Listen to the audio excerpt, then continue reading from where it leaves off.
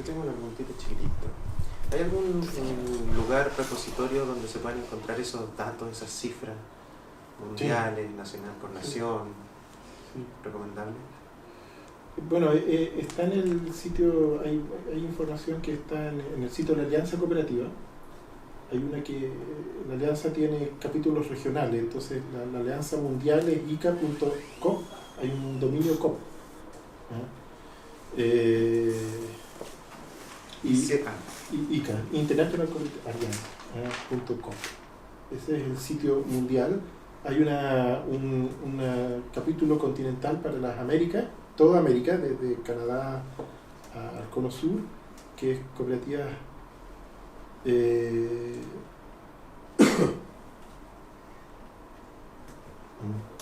asiamerica.com.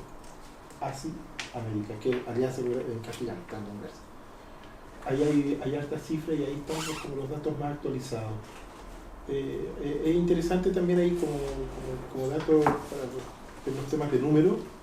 Hay un centro de economía social y empresas sociales muy grande en la Universidad de Trento que se llama Eurixe.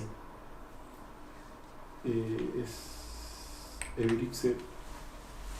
Y ellos han empezado a llevar en los últimos 7 años una investigación que se llama Monitor de Cooperativas. Es como un almanaque que reúne las cifras del sector cooperativo a nivel mundial. Lo han hecho ya llevan 7 años, pero lo han publicado 6 veces, y ahí hay cifras que son sorprendentes, digamos. O sea, ahí hay cosas que son como, uno dice que es como medio abusivo, digamos, de las grandes cooperativas, pero también por rubro, por continente, y ese monitor lo encuentras en los sitios de la Alianza. Pero eso ha sido una buena contribución, digamos. Las 300 cooperativas más grandes del mundo, de las 300, de las 3 millones, tienen ventas anuales por más de 3 trillones de dólares. La cooperativa más grande del mundo es un holding de cooperativas del Japón. Japón, el movimiento cooperativo es muy fuerte, que tuvo ventas el año 2017 por 238.000 millones de dólares. Las ventas. O sea, es el PIB de Chile. Entonces, y eso lo han ido rescatando, digamos, y lo han ido consolidando este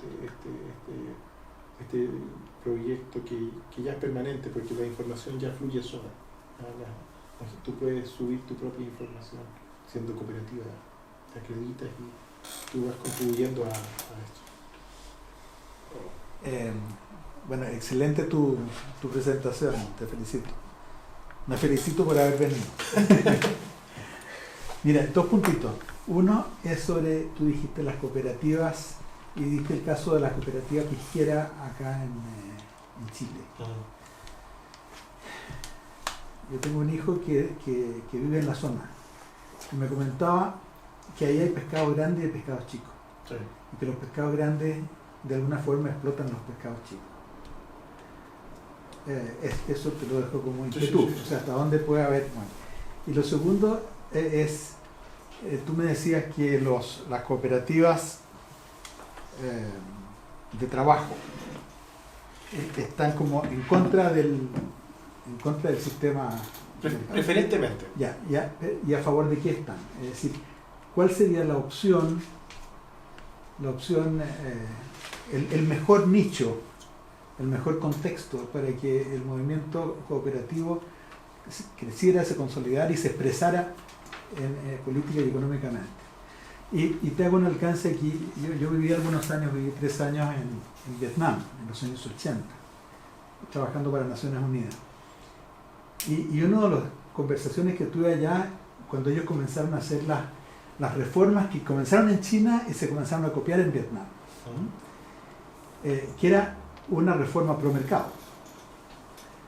Y me dijeron, no, el comunismo. Y le dije, ¿cómo concilian marxismo, comunismo y esto de un paso hacia el mercado? Y digo, no, si el mercado ha existido siempre en la historia de la humanidad, desde miles y miles de años. El tema no es el mercado, el tema es el control del mercado por capitales privados. O sea, el mercado capitalista es lo que nos preocupa, no el mercado. ¿Es posible concebir una sociedad donde no hay mercado? ¿O cuál es el tipo de sociedad de mercado que sería mejor nicho para las cooperativas? Bueno, a ver, no sé. Por el primer, el tema de Capel. Ya. Ahí el tema en general de las cooperativas productivas o de servicios a la actividad económica de los socios, como el caso de Capel o de Colum. Hay otra que es CAR, que es ganadera. Ahora han ido desarrollándose algunas otras de esa naturaleza. Lo habitual es que su estructura societaria sea heterogénea. Y las realidades de cada cual sean muy diversas. Y eso se expresa también y tiene un correlato en el ámbito de los gobiernos corporativos o de la gobernanza de la cooperativa. Habitualmente, pero no siempre, quienes son los productores más grandes, ya sea por historia, por formación, incluso por orientación política, tienden a tener un control de la cooperativa. Pero lo que es importante en el caso, por ejemplo, de Capel, en Capel un poco más del 90% de los socios tienen como promedio 3 hectáreas de riego básico. Son pequeños productores. Y lo que se genera aquí es una especie de clúster natural.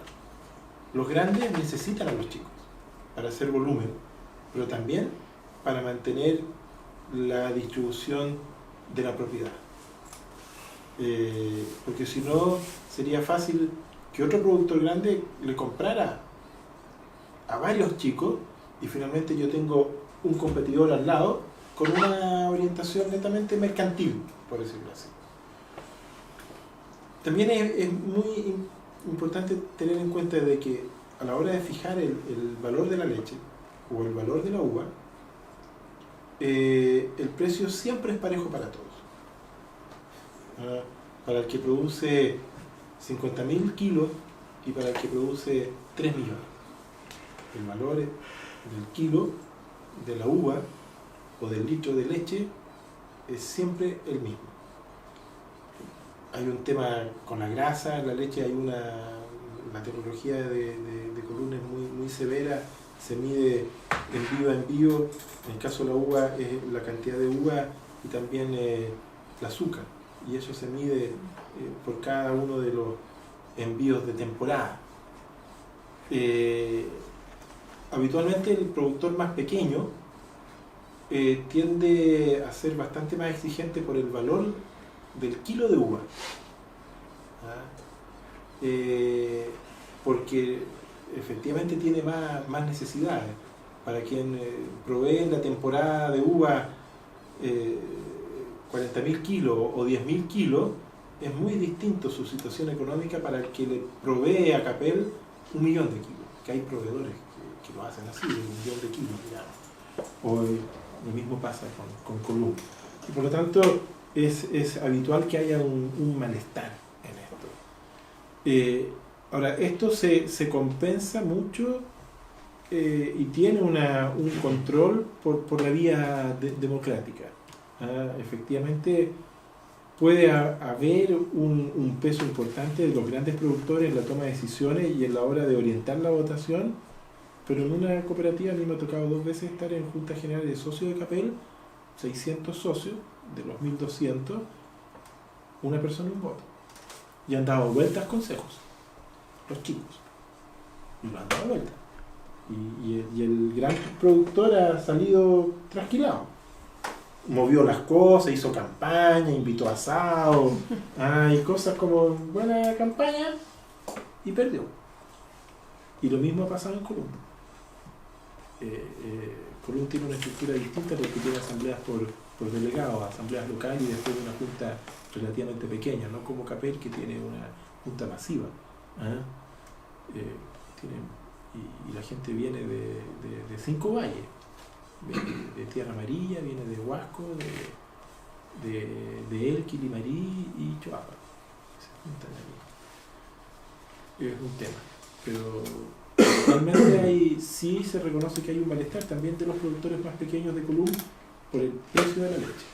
Ahora, uno de los problemas que ha tenido severo, y en este caso no ha salido tan bien parada Capel, es que la competencia hoy día de Capel es Pisquera de Chile, que es una filial de CCU, por lo tanto es una filial del holding de las empresas de Andronic Lux. Y ellos compraron control. Y por lo tanto lo que se ha visto hoy día es que las utilidades o remanente que genera las cooperativas pisqueras se ha disminuido mucho. Y eso sí efectivamente ha generado un malestar. Pero no es un abuso de los grandes. Hay un tema que es de la industria, y donde hay un competidor que es muy severo y que genera una competencia muy, muy pesada. Ahora, por el tema del mercado, las alternativas, digamos, hay algunas propuestas en algún minuto así como maximalistas del sector cooperativo, de entreguerras, porque también tenían como antecedente hacia finales del siglo XIX, que es lo que se conoce con el concepto de la república cooperativa. Que en alguna medida, de arriba hacia abajo, uno lo podría ver como parte también de lo que fue la experiencia yugoslava en sus minutos durante el gobierno de Tito. Este concepto de república cooperativa, en estos sectores que yo les comentaba, decía, bueno, uno debiera ser capaz de organizar, bueno, de hecho hubo una república cooperativa, que se declaró república cooperativa, que fue el proceso de independencia de Guyana holandesa. Y de hecho generaron una constitución que se llamó la Constitución Cooperativa de Guyana. Y ellos definieron que su estructura política y económica era 100% de cooperativa. Y por lo tanto uno tenía cooperativas de trabajo, que se vinculaban con las cooperativas de consumidores y las cooperativas de productores, y el planteamiento es que todo era cooperativa. Y por lo tanto el peso de la oferta y demanda, que regula teóricamente los mercados, digamos, en términos de y que son transparentes y que hay libre concurrencia y todo esto que es como un mito, que es como lo que debería ser, pero nunca es. No hay libre concurrencia en el Transantiago. Ni la gente de Esval o de Sal en Osorno no tiene dónde ir a comprarle el agua a un proveedor alternativo. Un mercado regulado, monopólico. Entonces, ahí hay un asunto que se ha quedado como una propuesta nunca realizada. No podemos encontrar hoy día en el mundo ningún país en donde efectivamente ello se haya concretado de buena manera. Es un tema que a veces se olvida, digamos, pero en la última etapa del modelo de autogestión de Yugoslavia, de principio de la década de los 80, hay esto es como una cosa así media de la teoría de la confabulación. Previo a la muerte de Tito, ya estando en el poder Margaret Thatcher y Ronald Reagan, hay una indicación al Fondo Monetario Internacional y del Banco Mundial de prestarle plata a Yugoslavia. Y se endeudaron porque tenían muchos problemas de liquidez. como para sostener su modelo de autogestión. Y entonces dijeron, oye, aquí hay dinero, ¿en qué minuto? En plena recesión económica internacional. Pero hay indicaciones, digamos, del Consejo de decir, oye, a esta gente hay que prestarle plata. Se murió Tito, se balcanizó, y hoy día es historia antigua. Ahora, yo sigo pensando, yo sigo siendo, digamos, sigo sosteniendo de que el modelo cooperativo y como parte de la economía social y solidaria es un factor de democratización económica muy fuerte y de corrección de las distorsiones del mercado.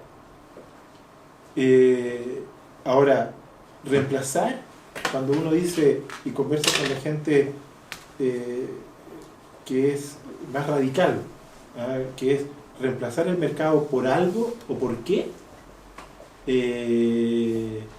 no es fácil encontrar una respuesta que tenga un porcentaje de viabilidad próxima, digamos, sino que más bien el deber ser, cómo deberán ser las cosas. No lo veo viable. Pero esa energía, esa orientación del sector de cooperativas de trabajo, yo creo que ayuda a empujar el carro. No por no ser viable o no porque lo están haciendo. Lo están haciendo concretamente. O sea, cuando no tan solo son propuestas, sino que esas cooperativas existen. Entonces, cuando uno mira, por ejemplo, ha habido varias experiencias, 7 u 8 municipios que han licitado y han subcontratado cooperativas. La última que partió con esto fue Valparaíso. Se creó una cooperativa, tiene 140 socios, que se llama Renacer Patrimonial. Y el municipio le adjudicó a ellos el servicio de aseo y mantención de áreas verdes. Y ellos pasaron de ser trabajadores contratistas por el sueldo mínimo a incrementar sus rentas en un 45%, del 30 de marzo al 1 de abril. Y por lo tanto, cuando uno dice, oye, a ver, vamos a cambiar todo el planeta, yo siempre converso, o sea, hay una discusión que para mí lleva décadas de esta conversación. Y digo, ojo, sí, yo estoy de acuerdo contigo que hay que cambiar el planeta, pero pongámonos de acuerdo también que ya no cambiaste. Se cambió la vida de 140 familias y al municipio le costó lo mismo. Le costó lo mismo. Y esa cooperativa hoy día está entrando al tema del reciclaje, al cuidado del medio ambiente, y va generando un efecto que es lo mismo que ha sucedido en Maipú, en Recoleta, en La Pintana, y uno dice, bueno, de ahí vamos por más. Entonces, también yo trato de ser con las personas que están en esta orientación, decirle, sí, vamos por más, pero ya lo hiciste. O sea, ya generaste. Y si eso se junta, después van a la cooperativa de vivienda, a la de consumo, y vamos a la de ahorro y crédito, y vamos generando circuitos que sean cada vez más potentes. Y es posible hacer. Ahora, el cambio, no sé. Yo tengo 2 preguntas, me gustaría que sean para todos también. Y es un poco en reenfocar el desafío de la transición en nueva civilización. Tú hablaste mucho de las cooperativas en el pasado y en el presente y un poco en el futuro cercano. Pero a mí hay 2 preguntas al respecto. Una es de definición, de definir bien qué es una cooperativa y para dar un buen ejemplo. Tú hablaste de colaborativa de leche, de uvas, y eso son ejemplos muy concretos.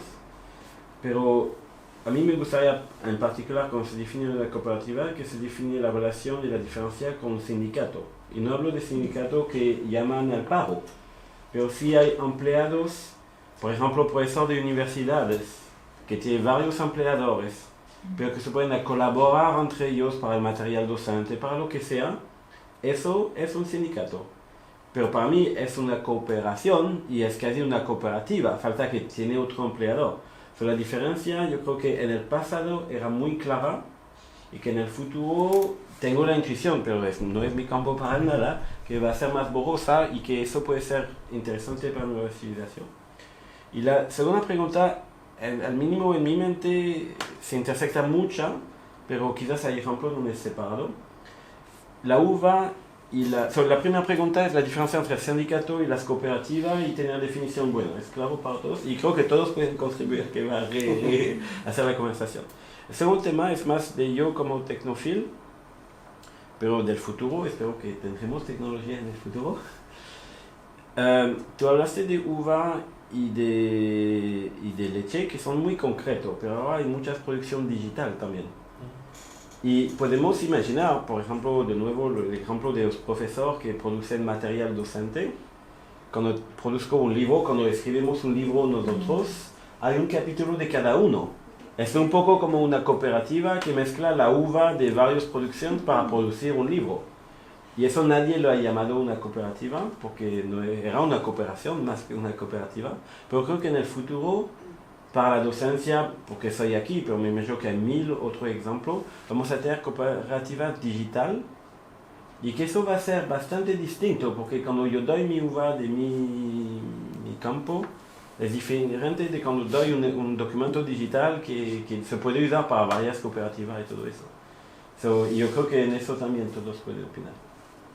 Pero yo propongo que... ¿Wikipedia ya es una cooperativa? No.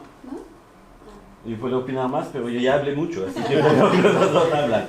Pero para decir, Wikipedia es la gente colabora, pero no es una cooperativa en el sentido que la gente puede colaborar de manera anónima, que el control de calidad está centralizado y limitado a un conjunto muy pequeño. Quizás es borderline, pero no es un buen ejemplo de cooperativa digital por el anonimato y por el control de calidad muy arbitrario, que no significa que es malo, pero es arbitrario, ellos son de acuerdo también con eso. Yo quería hacer una referencia, más que una pregunta precisa, pero quería restituirte un poco lo que me pasó escuchándote. Partía a hablar toda esa experiencia que tienes, transmitiendo eso sin una sola nota y lo encontré increíble y una gran claridad y nos paseaste por la historia, así que muchas gracias. Realmente a mí me revivió todo el movimiento de la autogestión de la época de los 60, porque llegamos un poco a la política con ese tipo de movimiento que no alcanzaba a ser casi una ideología, era otra cosa. También lo que me pasó fue que cuando tú hablaste del neoliberalismo al inicio me quedé un poquito pegada, porque en realidad lo que tenemos acá en Chile es que tú dices no es ni neo ni liberal, es un capitalismo financiero concentradísimo.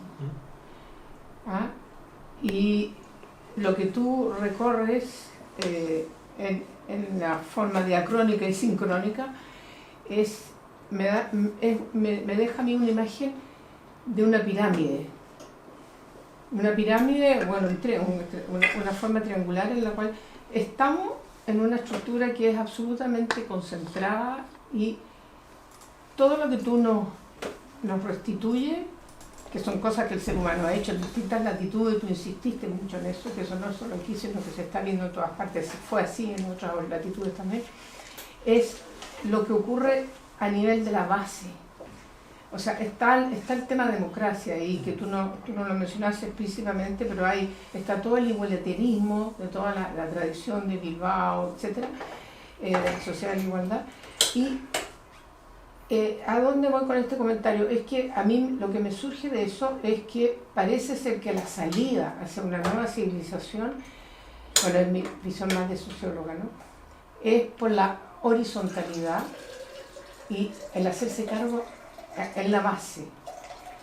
Cuando tú mencionaste, quizás los viste, por supuesto, que nosotros conocíamos los principios de lo que es lo cooperativo, te referiste un poco así como alusivamente a varias cosas que yo anoté pero de lo cual rescaté alguna. Tú hablabas de que se buscaba mejorar la calidad de vida, se buscaba participar, tomar decisiones.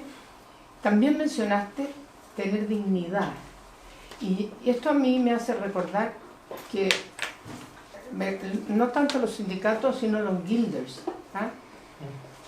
Y las corporaciones. Yo viví muchos años en Francia. En Francia la tradición de las corporaciones, de los gremios artesanales, de los gremios de los trabajadores de los oficios, que es muy cercano a esos valores, ¿ah?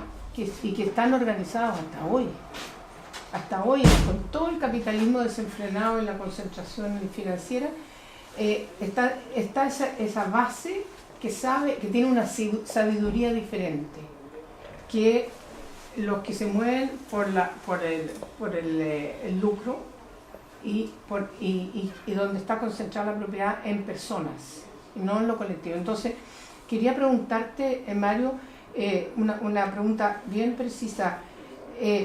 Los valores que aparecen aquí, que no sé si me podrías recomendar algún documento a leer, los valores, los principios, dices tú, yo veo valores aquí que hay muy clarito. ¿En qué tendencia política de este país ves tú que podría haber alguna posibilidad de que se rescaten? Porque se acaba de morir Max Neff, que era alguien que podía haber representado, ¿no? Alguien que posó algo que pudiera tener algo que ver con este tipo de modelo.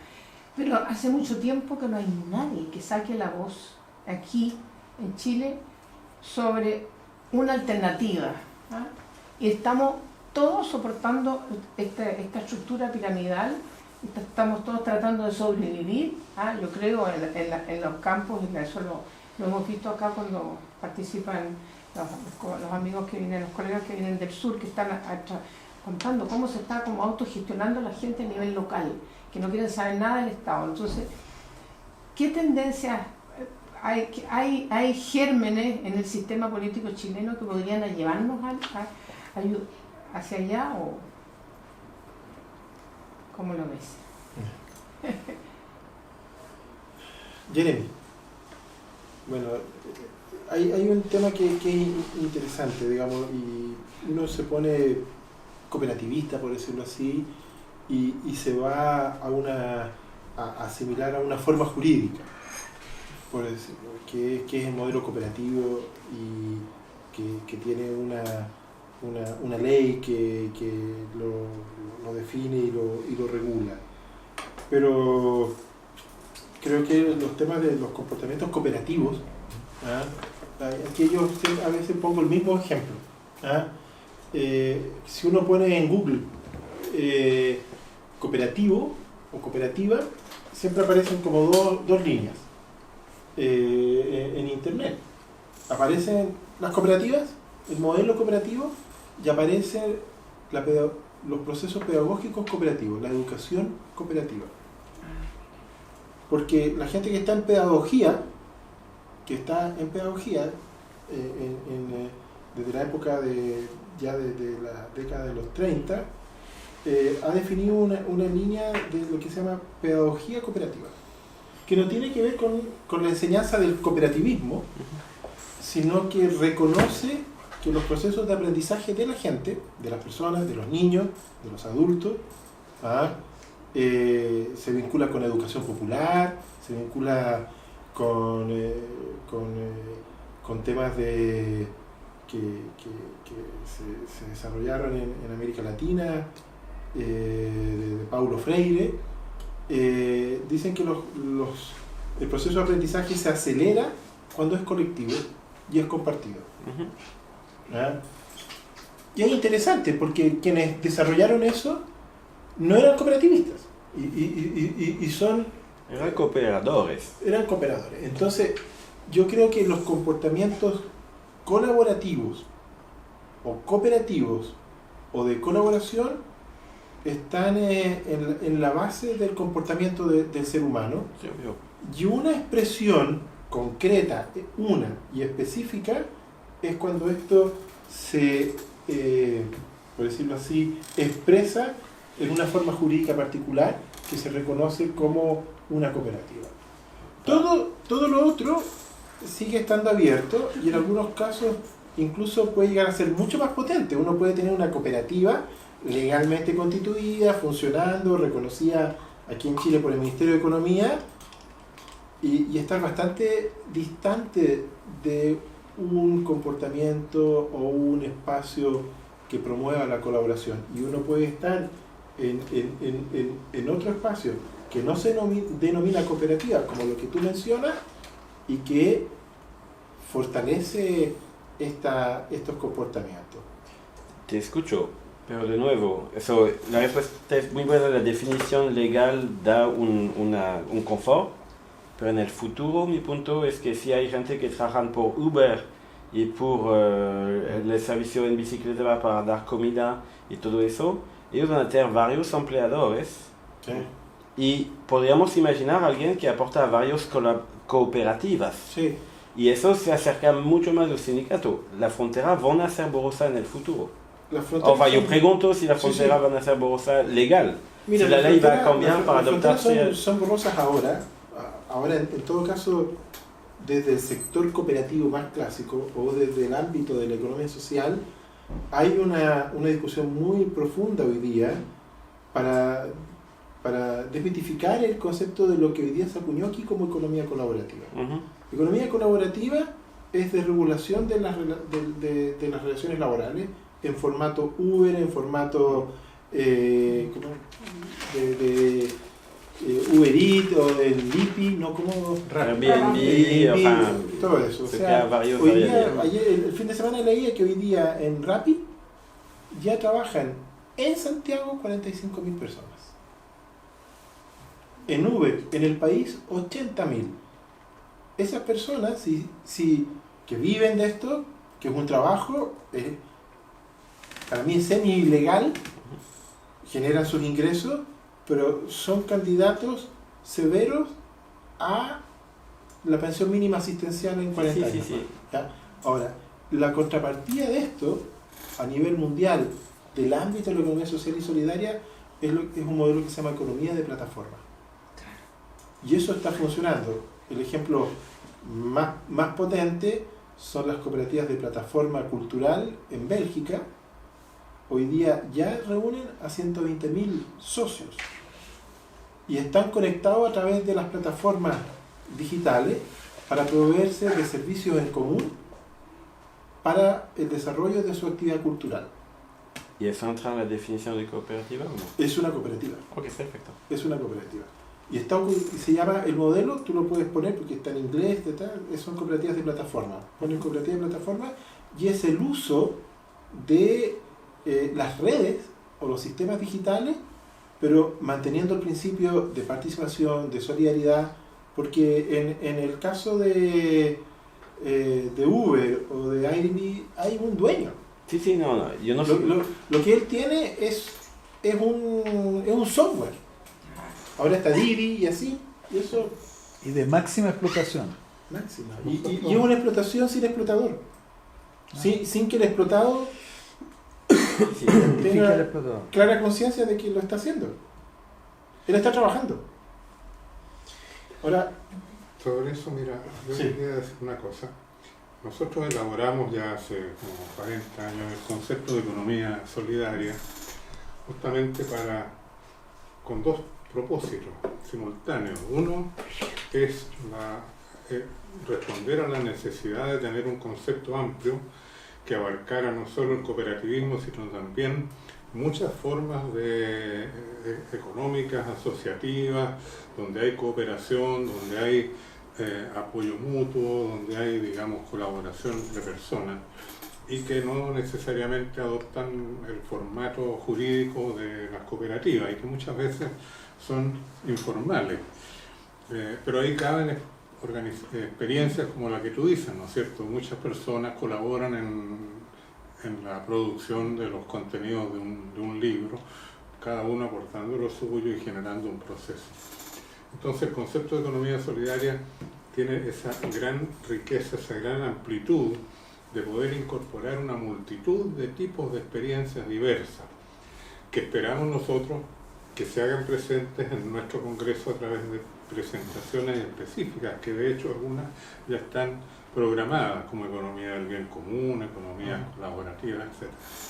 Ahora, el segundo propósito del concepto de economía solidaria era poner en esa definición amplia que abarcara esa diversidad, poner un concepto ético, un concepto valórico fuerte, como es el de solidaridad, precisamente para poder discernir de alguna manera y establecer las distancias o las diferencias con otros tipos de experiencias donde también hay asociación, como las mafias, por ejemplo, ¿no es cierto? O más modernamente estas experiencias de las cuales se hablaba aquí que asocian a personas, pero las asocian de una manera subordinada y sin incorporar el elemento ético.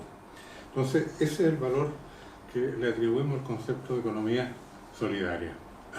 Capacidad de integrar muchas experiencias, pero al mismo tiempo poner un concepto ético que permita señalar cuál es la identidad que la distingue de otras experiencias asociativas que carecen de un principio humanista, ético, un valor realmente integrador social.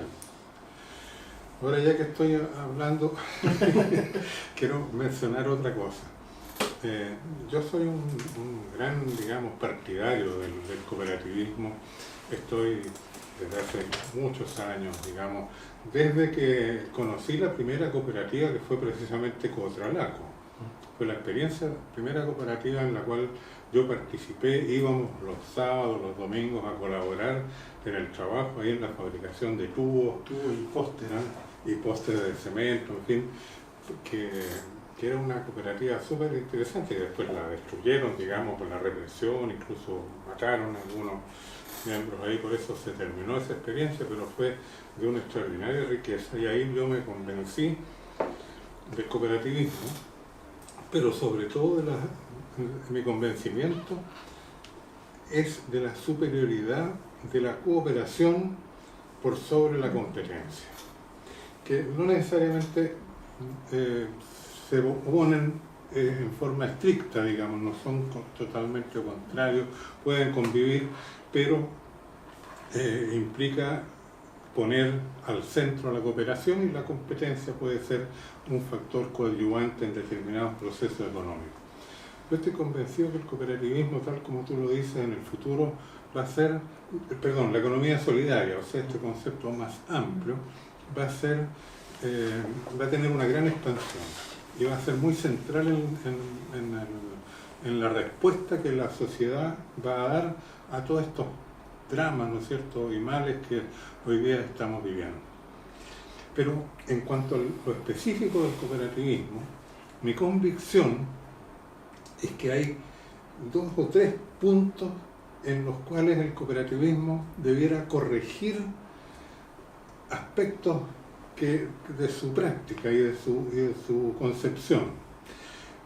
3 puntos que de hecho están siendo corregidos, de los cuales yo vengo hablando desde hace mucho tiempo también, y que de hecho están experimentando cambios, porque son puntos que ponen limitaciones al cooperativismo que son innecesarias. El primer punto, que antes era muy fuerte y que hoy día es cada vez menos, fue mencionado acá, es esa suerte de ideología de rechazo al mercado, que ha estado muy fuerte en el cooperativismo, porque se identificaba capitalismo con mercado, y como el cooperativismo está contra el capitalismo, no se entendía que efectivamente el mercado es una relación social necesaria, siempre ha existido, siempre va a existir, porque no somos autosuficientes, tenemos que intercambiar.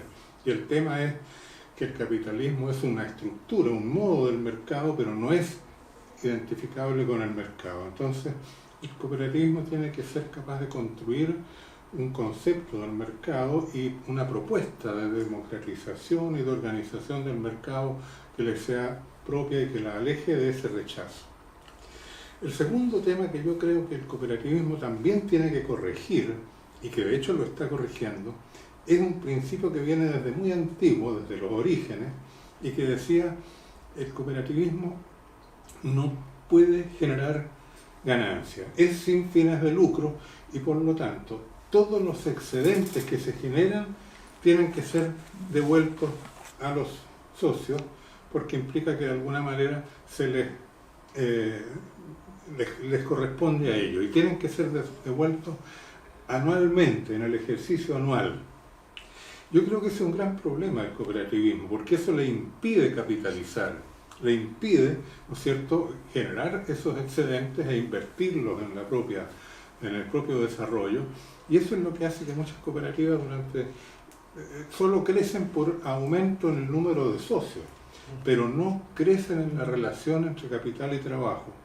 Y eso les pone limitaciones en el proceso de su innovación tecnológica, y eso de hecho está cambiando, ese rechazo, digamos, al concepto de beneficio, ¿no es cierto?, y de reinversión, que se resuelve mal con el criterio legal, jurídico, de que un 20% de las utilidades tienen que ser reinvertidas, pero no es la forma esa apropiada.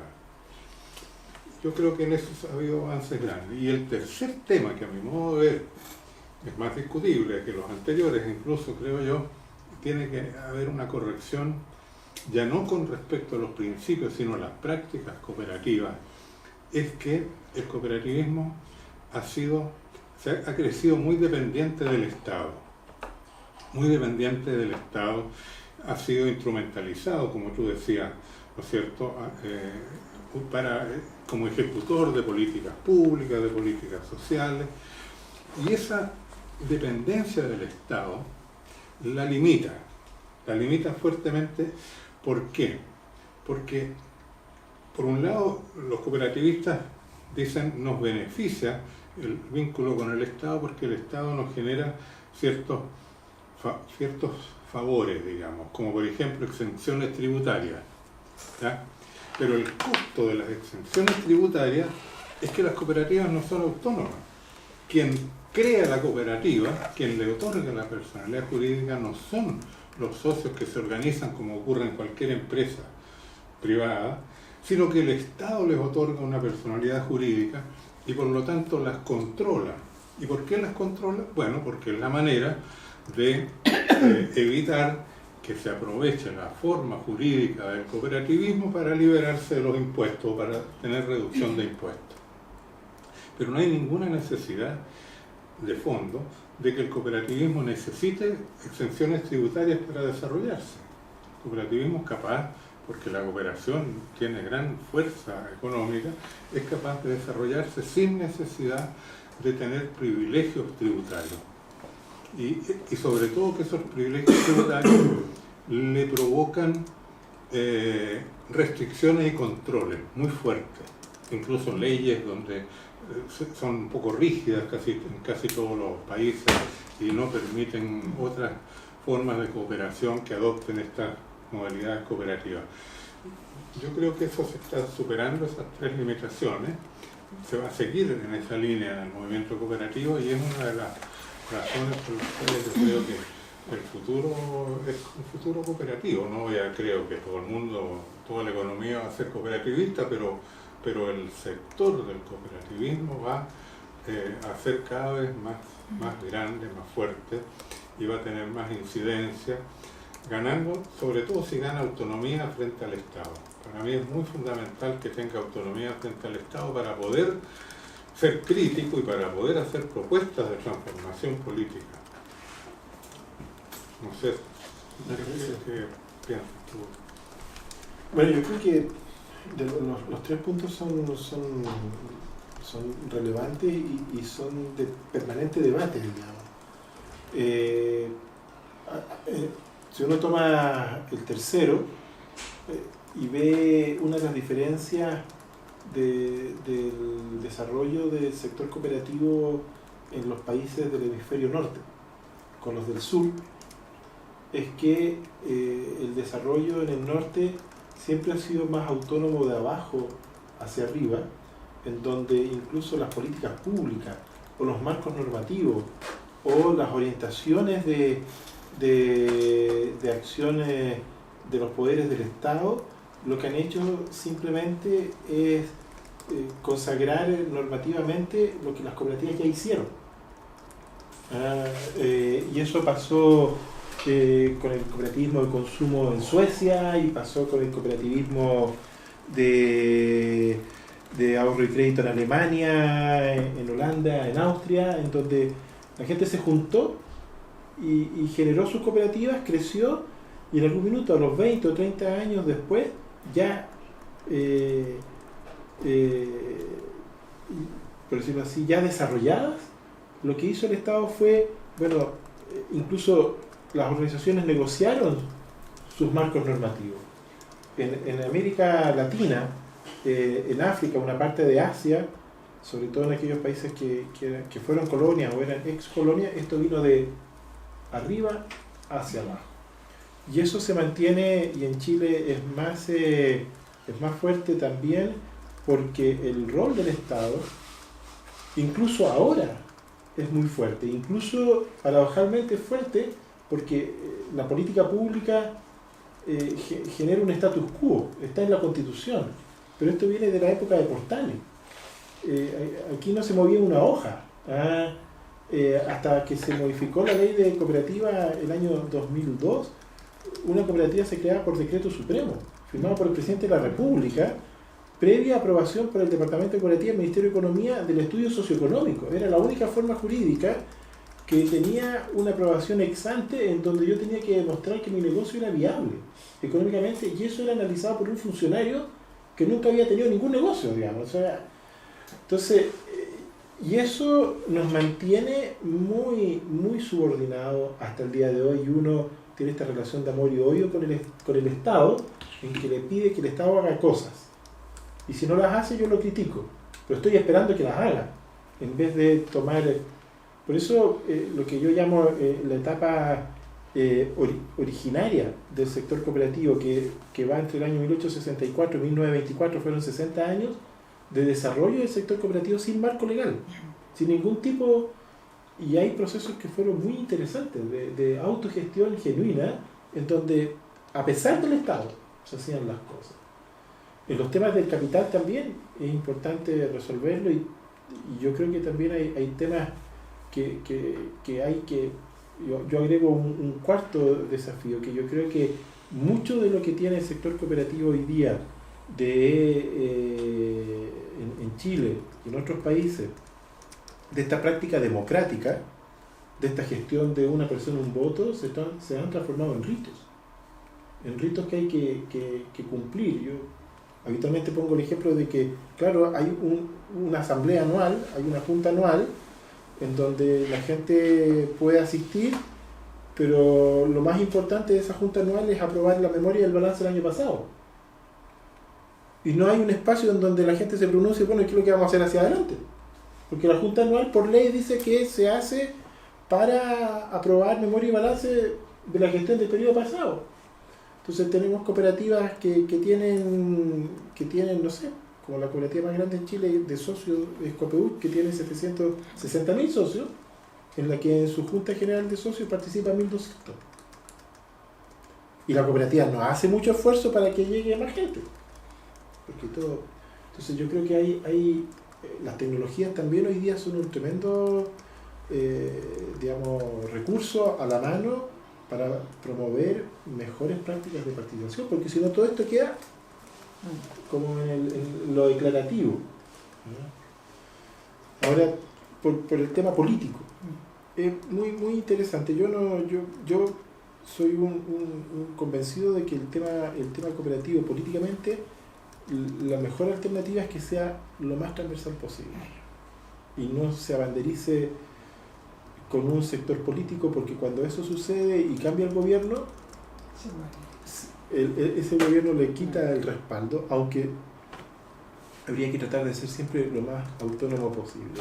Lo que sí es interesante, políticamente hablando, por lo menos aquí en Chile, es que el tema cooperativo estuvo en dos secciones pequeñiñitas del programa de gobierno de Patricio Elwin en el año 89. Muchas cosas, había mucho que ese programa es interesante leerlo para ver cuánto se logró y cuánto no se ha logrado hasta ahora. ¿ah? Pero eran unas menciones muy pequeñas, pero estaba ahí presente. Esto desapareció de los programas de gobierno. Desapareció, no estaba en el programa de Eduardo Frei Montalva, no estaba en el programa de Ricardo Lagos, no estuvo en el primer programa, hablando de los presidentes que ganaron, digamos, en las elecciones, no estuvo tampoco en el primer programa de gobierno de Michelle Bachelet, ni en el primero de Sebastián Piñera. Perdón, ¿dijiste Frei Montalva? No, Frei Ruiz Tagle. Ah, ya. Sí, estaba en el de Frei Montalva. En el año 90, incluso desde antes del año 90, con un grupo de amigos y gente vinculada al sector cooperativo, tratando de incidir en los programas de gobierno. Con Frei Ruiz Tagle, con Ricardo Lagos, con Michelle Bachelet, y también con el segundo gobierno de Michelle Bachelet. Y siempre hacíamos lo mismo, nos juntábamos con la gente que estaba en la parte programática, mandábamos las cosas, y a veces la íbamos corrigiendo un poquito, pero ya mandábamos la misma porque sabíamos que no iba a pasar nada. Y nos llamaban después y decían, no, es que había el programa, no puede estar todo, pero ustedes están súper presentes, nos tenemos en nuestras oraciones, y sigan participando, pero para la próxima.